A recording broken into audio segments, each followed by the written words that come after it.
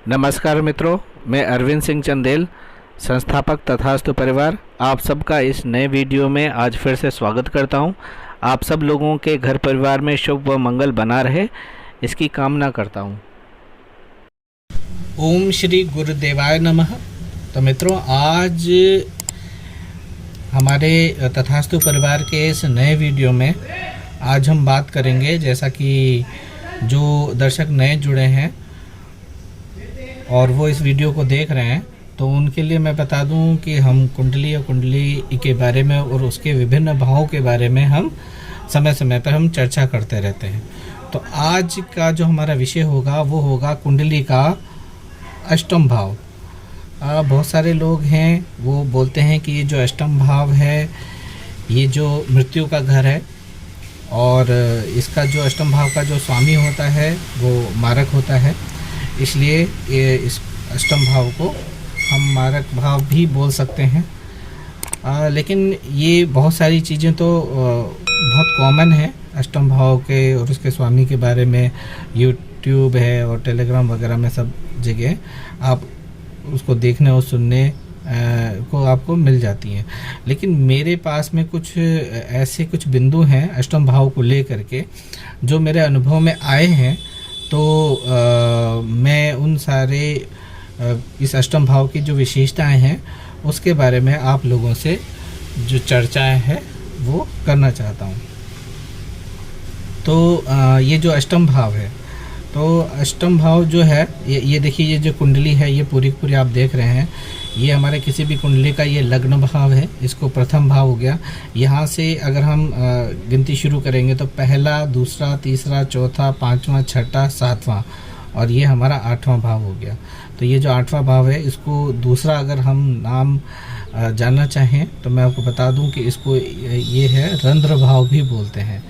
क्यों बोलते हैं? क्योंकि इस भाव से जो भी विषय जुड़े हुए होते हैं उसमें जो उनकी गति होती है वो ऐसी होती है कि उसको आप डालते जाइए और वो कब तक चली जाएंगी उसका कोई अंत नहीं है। यानी ये जो भाव है ना, ये अंतहीन है, देने में भी और लेने में भी। अगर सीधे शब्दों में हम बोले तो ये अष्टम भाव का ये गुण होता है।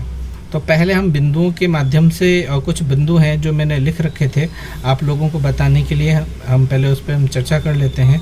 मैं उनको आपको बता देता हूँ। अष्टम भाव, जैसा कि मैंने बताया कि इसको रंध्र भाव भी बोलते हैं। आगे चलते हैं हम। इसकी प्रकृति जो है वो कुएं के समान होती है। कुएं के समान जो है हमने बोली है वो इसलिए बोली है क्योंकि ये जो भाव है ना, वो अगर कोई चीज़ अगर हम इसे निकालना चाहेंगे तो अनंत मात्रा में हम निकाल सकते हैं, और अगर इस भाव से संबंधित किसी चीज़ की हानि होती है तो वो भी अनंत मात्रा में ही होती है। यानी कि ये जो कुएं में होता है ना, जैसे हम पानी निकालते हैं, पानी निकालो, आप निकालते जाओगे, लेकिन अगर पानी डालना शुरू करो तो पूरे के पूरे बरसात का पानी है वो चला जाएगा, और उसके बाद वो पानी कहाँ जाएगा कुछ पता नहीं। तो ये इसलिए इसकी प्रकृति जो है कुएं के समान है, वो हम इसको मान सकते हैं। अच्छा, ये जो अष्टम भाव है, ये अष्टम भाव का जो भी स्वामी होता है ना, वो व्यक्ति को, जातक को मोक्ष दिलवाने में पूर्णतया से सक्षम है। और अगर किसी व्यक्ति को अपना अगर आध्यात्मिक पक्ष है और उसको अगर बढ़ाना है तो ये अष्टम भाव में कौन सी राशि है, अष्टम भाव में कौन सा ग्रह विराजमान है, उनका अध्ययन करना चाहिए। और उससे वो हम जान सकते हैं कि व्यक्ति है वो अपने आध्यात्मिक पक्ष को बढ़ाने के लिए वो आगे क्या कर सकता है, वो किस रास्ते से वो आगे बढ़ सकता है। अच्छा, एक बात और है जो बहुत बिल्कुल भी जिनको कुंडली का ज्ञान नहीं है या वो जो देखना शुरू कर रहे हैं उनके लिए मैं बता दूं। इसके लिए मैंने एक बिंदु लिखा है कि इस घर का जो स्वामी है वो मारक होता है। मारक यानी जब भी इस घर से संबंधित ग्रह की, या यहाँ पे अगर कोई राशि है जैसे मान लीजिए कि यहाँ पे कर्क राशि है, तो उसका स्वामी हो गया चंद्रमा। अब चंद्रमा का जब भी दशा, महादशा, अंतरदशा आएगी तो जो व्यक्ति है वो चंद्रमा से संबंधित जो रोग होंगे उससे वो पीड़ित होएगा।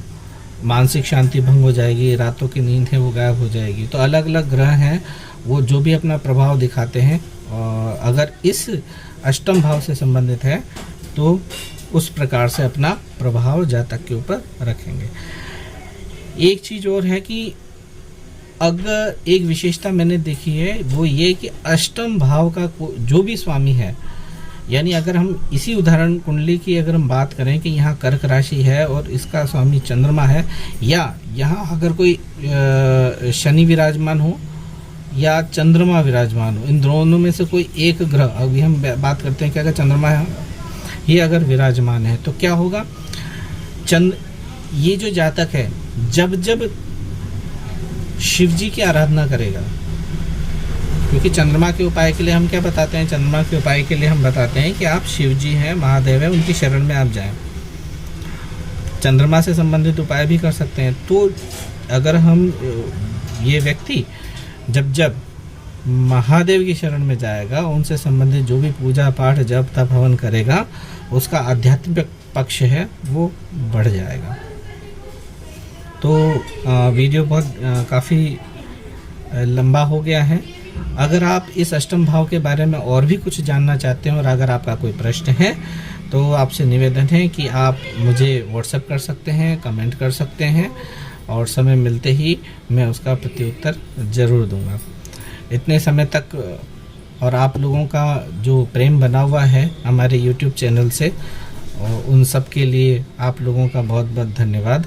आपसे निवेदन है कि और वीडियो की तरह भी इसको जितना ज़्यादा हो सके अपने मित्रों, परिवार, अपने जानकारों से साझा कीजिए, और मिलते हैं फिर अगले वीडियो के लिए। तब तक के लिए नमस्कार।